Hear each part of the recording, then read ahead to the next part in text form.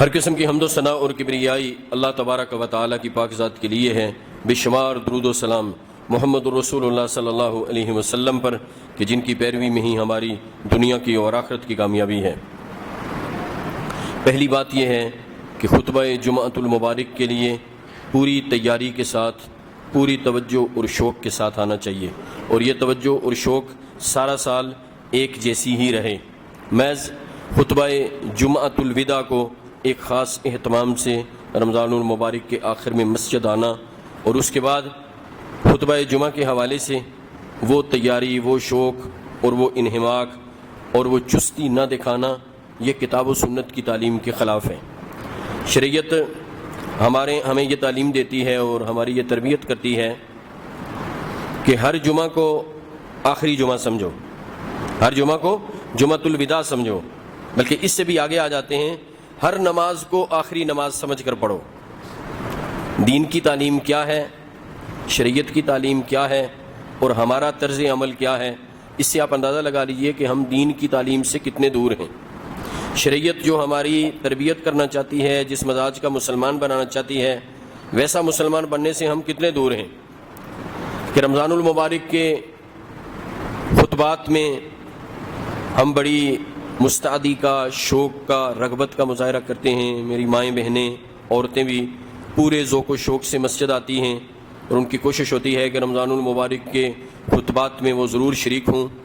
اور پھر جو جمعۃ الوداع ہوتا ہے، اس دن تو ایک خاص شوق، خاص اہتمام ہوتا ہے، مردوں کا بھی اور عورتوں کا بھی۔ لیکن جو ہی رمضان ختم ہوتا ہے تو اس کے ساتھ یہ اہتمام بھی ختم ہو جاتا ہے، عورتیں بھی مسجد کی طرف توجہ نہیں کرتیں، اور مرد حضرات بھی جب اور جیسے وقت ملے وہ آ کے خطبہ جمعۃ المبارک میں شامل ہوتے ہیں۔ میرے بھائیوں، یہ شریعت کی تعلیم نہیں ہے، شریعت کا یہ مزاج نہیں ہے، اور نہ ہی اس انداز سے ہماری تعلیم و تربیت ہو سکتی ہے۔ شریعت کی تعلیم یہ ہے کہ ہر جمعہ کو آخری جمعہ سمجھو، بلکہ ہر نماز کو آخری نماز سمجھ کے پڑھو۔ حضرت ابو ایوب رضی اللہ تعالی عنہ وہ بیان کرتے ہیں، رسول اللہ صلی اللہ علیہ وسلم کے پاس ایک شخص آیا، اس نے کہا علمنی، اے اللہ کے رسول مجھے سکھائیے اور مجھے مختصر بتائیے، مجھے سکھلائیے اور مختصر بتائیے۔ تو آپ صلی اللہ علیہ وسلم نے اس شخص سے فرمایا اذا قمت فی صلاتک فصلی صلاۃ مودعین، اذا قمت فی صلاتک فصلی صلاۃ مودعین، اے پوچھنے والے، جب تو نماز میں کھڑا ہو تو تو اس طرح نماز پڑھ جیسے یہ تیری زندگی کی آخری نماز ہے۔ تو نماز اس طرح پڑھ جیسے یہ تیری زندگی کی آخری نماز ہے۔ اب روزانہ 5 نمازیں فرض ہیں، اور آدمی اگر اس کیفیت سے نماز پڑھے کہ فجر کی نماز اس کی آخری ہے، یا ظہر اس کیفیت سے پڑھے کہ ظہر کی اس کی آخری ہے، یا عصر اس کیفیت سے پڑھے کہ مغرب سے پہلے شاید وہ فوت ہو جائے، یا مغرب اس کیفیت سے پڑھے کہ عشاء سے پہلے شاید اس کو موت آ جائے، یا عشاء اس کیفیت سے پڑھے کہ پتہ نہیں فجر کی نماز نصیب ہوگی یا نہیں ہوگی، تو اس کی نماز کتنی خوبصورت ہوگی، اس کی سوچ کتنی پاکیزہ ہو جائے گی، اسے تقویٰ کتنا حاصل ہو جائے گا، وہ کس قدر استغفار کرے گا، اس کی رغبت اپنی آخرت کی طرف کتنی ہوگی، وہ قبر کو کتنا یاد کرنے والا ہوگا، وہ قیامت کو کتنا یاد کرنے والا ہوگا، تو اس سے اسے کتنا تزکیہ حاصل ہوگا، اس کے نفس، اس کے اندر اور باہر کی پاکیزگی کا کتنا سامان ہے۔ اس ایک حدیث پر عمل میں، اس ایک حدیث پر عمل ہو جائے، دنیا کی محبت دلوں سے نکل جائے، نہ آدمی مال کا بندہ رہے، نہ آدمی کپڑے کا بندہ رہے، نہ آدمی صوفے کا بندہ رہے، نہ آدمی بیڈ کا بندہ رہے، نہ آدمی گاڑی کا بندہ رہے، نہ آدمی کوٹھی کار اور بنگلے اور مکان کا بندہ رہے، نہ آدمی افطاری کا بندہ رہے، نہ دیکھ کے چاولوں کا بندہ رہے، بلکہ وہ اللہ کا بندہ بن جائے۔ اس ایک حدیث پر عمل سے آدمی کو جو تزکیہ حاصل ہو، اس کی مثال نہیں ملتی۔ ہم اس بات کا رونا روتے ہیں کہ نفس کا تزکیہ نہیں ہوتا۔ مولانا صاحب بتلائیے تقویٰ کیسے اختیار کیا جائے؟ بھائی تقویٰ تو یہ ایک ایک بات اختیار کر لیں، سوچ سمجھ سے چلیں، دین کو سیکھنے کی کوشش کریں، سیکھنے والوں کے قریب ہوں، سیکھنے والوں سے سیکھنے کی کوشش کریں، تب آپ کو پتہ چلے گا، تب آپ کو پتہ چلے گا تزکیہ کیسے حاصل ہوتا ہے۔ میری مائیں بہنیں، میرے پیارے یہاں پہ بیٹھے بھائی، اعزہ اقربا، دوست احباب، بزرگ، سب سے گزارش ہے کہ میرے بھائیوں، میری بہنوں، ہر ایک خطبہ جمعہ کے لیے پورا اہتمام کیجئے۔ ہر ایک دین کی نشست میں پوری توجہ انہماک اور مستعدی سے شریک ہوں.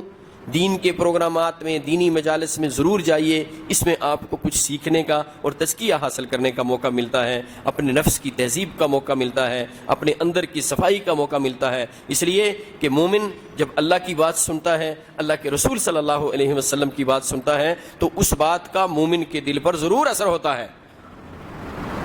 اگر اس کا دل سلامت ہے، اگر اس کا دل قلب سلیم ہے، اگر اس کا نفس منیب ہے، تو یقینی بات ہے اللہ اور اس کے رسول صلی اللہ علیہ وسلم کی بات کا کچھ نہ کچھ اس پر ضرور اثر ہوگا. تو جب آپ ایسی مجلس میں جائیں گے کہ جس میں آپ کو کچھ ملے، تو تب آپ کو کچھ حاصل ہوگا. گھر بیٹھے تو کچھ حاصل نہیں ہو سکتا.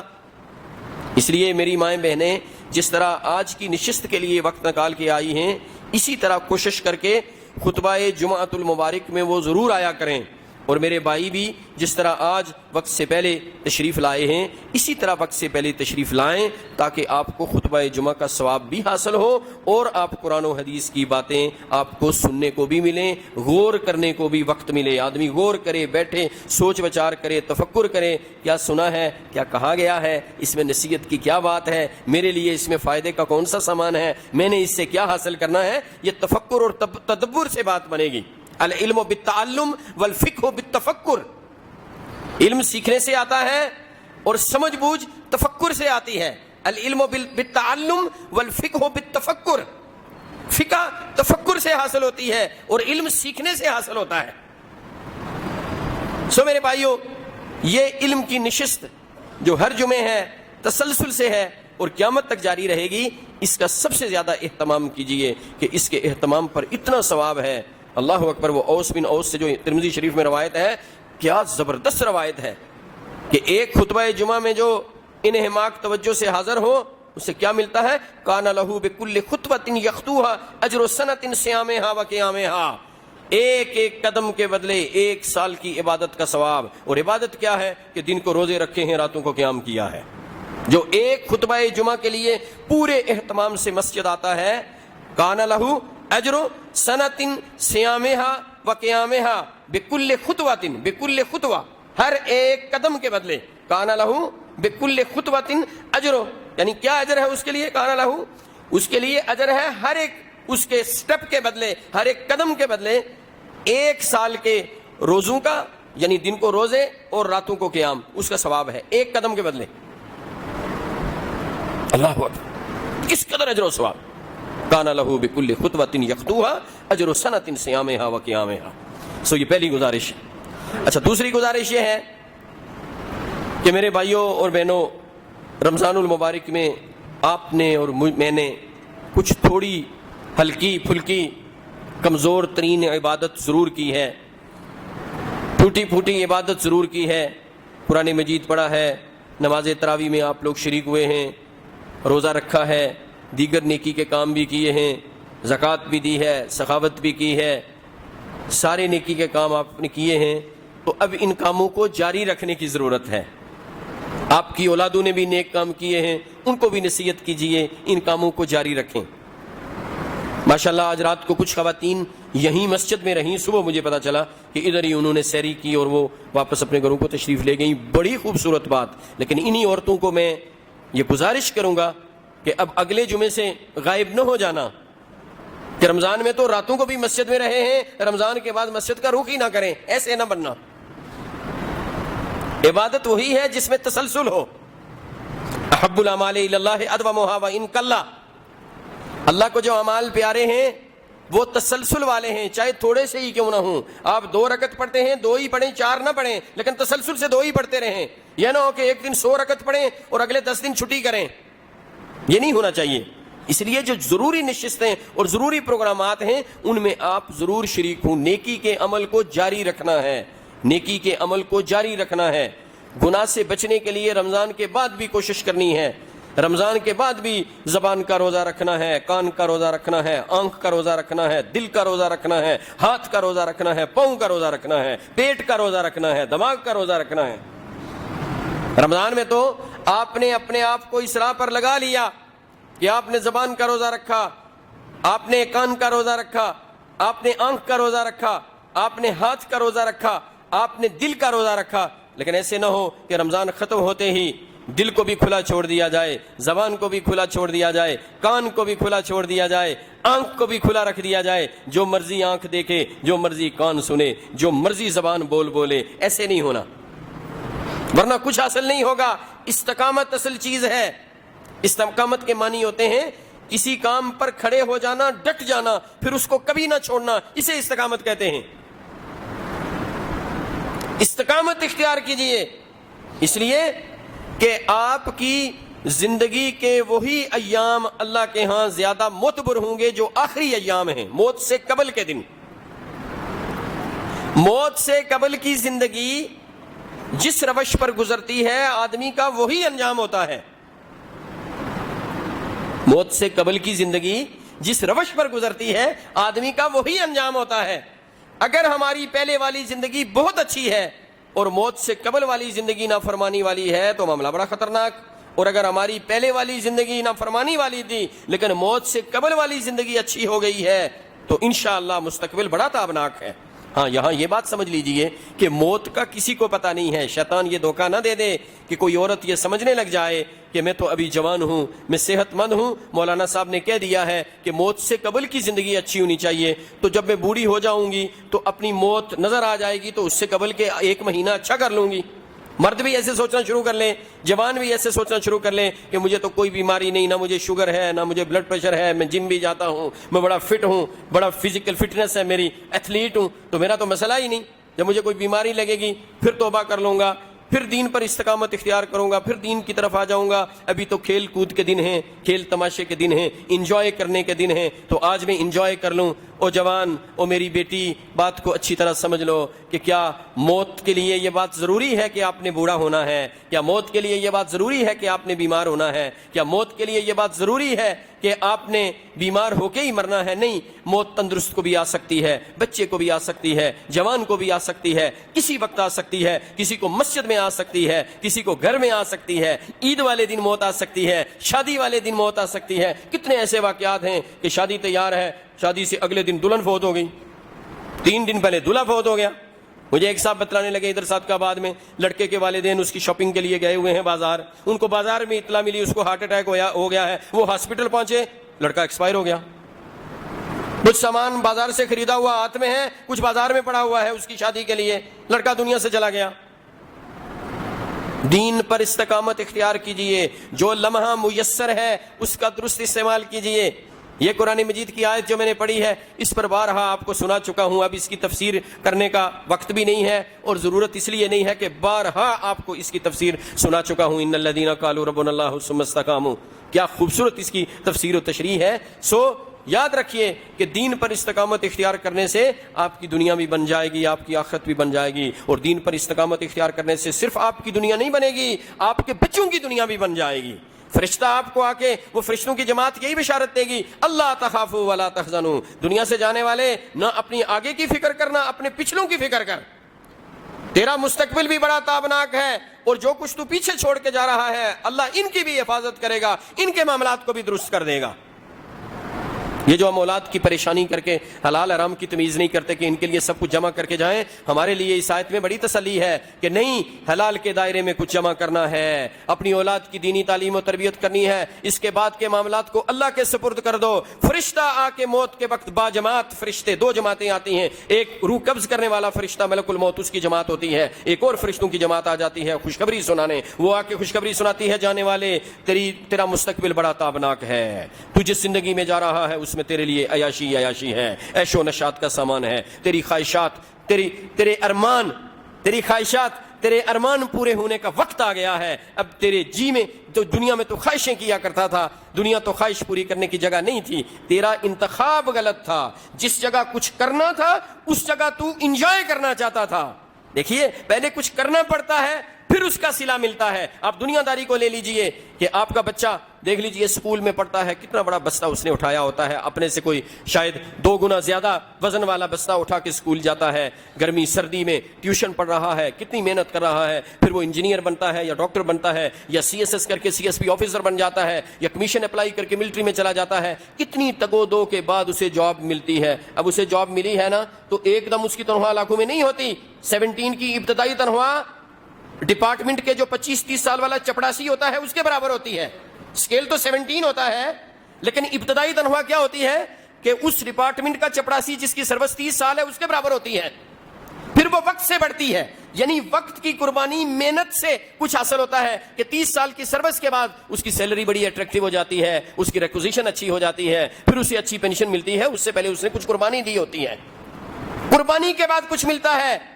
اسی طرح دنیا کی زندگی ہے, یہاں کچھ کرنے کا سامان, یہاں کچھ اپنے لیے جمع کرنے کا ہے. یہ عمل کی جگہ ہے, یہ عیاشی کی جگہ نہیں ہے, یہ چاہتیں پوری کرنے کی جگہ نہیں ہے, یہ خواہشات پوری کرنے کی جگہ نہیں ہے, یہ من کی خوشیوں کی پوری کرنے کی جگہ نہیں ہے, یہ کچھ کرنے کی جگہ ہے. اس سے اگلے جہان میں آپ کی خوشیاں پوری ہوں گی, آپ کے ارمان پورے ہوں گے, آپ کی خواہشات پوری ہوں گی, آپ انجوائے کریں گے, آپ موج مستی کی زندگی گزاریں گے. موج مستی کرنی ہے تو آج کچھ کر لو, آج کچھ کر لو, کل کی زندگی میں موج مستی ہوگی. اگر آج موج مستی کی تو کل کی زندگی میں سزا ملے گی. سو میں عرض کر رہا تھا, استقامت اختیار کرنے والے بڑے خوش نصیب ہیں کہ ان کو یہ بشارت ملتی ہے کہ آنے والی زندگی میں تم اپنی خواہشات پوری کرو, تم عیاشی کرو, عیاشی کی زندگی گزارو, من کی چاہتیں پوری کرو, خواب پورے کرو, ارمان پورے کرو, اور پھر اپنے پچھلوں کی بھی فکر نہ کرو. جن بچوں کو جس طرح چھوڑ کے گئے ہو اللہ ان کی حفاظت کرے گا, اللہ ان کے لیے آسانیاں پیدا کرے گا. یہ فرشتے آ کے ضمانت دیتے ہیں. تو میرے بھائیوں, میری بہنوں, کیا آپ اب بھی استقامت نہیں اختیار کریں گے کہ آپ کی آخرت بھی بن گئی, آپ کی نہیں آپ کے بچوں کی دنیا بھی بن گئی؟ اور کیا چاہیے؟ ضمانت دے رہا ہوں, ضمانت دے رہا ہوں, جو شخص دین پر استقامت اختیار کرے گا اللہ کبھی اس کو ضائع نہیں کرے گا. اللہ کبھی بے وفائی نہیں کرتے, اللہ کبھی وعدے کی خلاف ورزی نہیں کرتے. سو میری بہنوں, میرے بھائیوں, استقامت اختیار کیجئے, استقامت اختیار کیجئے, استقامت اختیار کیجئے. اور دو باتیں اور عرض کرتا ہوں کہ اپنے دلوں کو صاف کر لیجئے. دل انسانی اعضاء میں سب سے اہم عضو ہے, یہ انسان کا اندر ہے. دل کو صاف کر لیجئے. دل کو شرک سے, بدعت سے, حسد سے, بغض سے, کینہ سے, دوسروں کے لیے کوئی میل رکھنے سے اس کو صاف کر لیجئے. اگر آپ کا دل صاف ہے, آپ کا اندر صاف ہے, تو اللہ آپ کے باہر کو صاف کر دیں گے. جو شخص اپنے اندر کو صاف رکھتا ہے اللہ اس کے باہر کو صاف کر دیتے ہیں. جو اپنے اندر کو گندا کر لے وہ لاکھ کوشش کر لے اس کا باہر بھی گندا ہوتا ہے. یاد رکھیے, اپنے دلوں کو صاف کر لیجئے. آپ اس حال میں رات کو سوئیں کہ کسی مسلمان بھائی کے متعلق آپ کے دل میں ایک رائی کے دانے کے برابر کوئی میل نہ ہو. اور ظالم انسان اپنے گھر سے کھاتا ہے, اپنا کماتا ہے, کوئی تجھے کیا دے دے گا یا کیا چھین لے گا. پھر کیوں لوگوں اس کی خواہ لوگوں کے متعلق دل میں میل رکھی ہوئی ہے, جھگڑے پالے ہوئے ہیں, دشمنیاں پالی ہوئی ہیں. کیا احمق اور بیوقوف انسان ہے وہ. کھاتا اپنے گھر سے ہے, کماتا خود ہے, معاملات اس کے خود ہیں, وہ اللہ رب العالمین چلاتے ہیں, وہ اپنی تگو دو کرتا ہے. بھائی دوسرے سے تجھے کیا لینا دینا, دوسرے سے تجھے کیا لینا دینا. اس سے دشمنی رکھنے سے تجھے کیا حاصل ہوگا, اس سے حسد کرنے سے تجھے کیا حاصل ہوگا, اس کے متعلق کینہ رکھنے سے تجھے کیا حاصل ہوگا, اور الٹا تیرا نقصان ہوگا. دلوں کو صاف کر لیجئے اور پھر زبانوں کو لگام دیجئے. دلوں کی صفائی کے بعد زبانوں کو لگام دیجئے. اللہ کے بندوں زبانوں کو لگام دیجئے. امام بخاری رحمۃ اللہ علیہ اپنے متعلق کہتے ہیں, امام بخاری رحمۃ اللہ علیہ اپنے متعلق کہتے ہیں, مغتبت احدا قط منذ علمت ان الغیبۃ تضر اہلھا.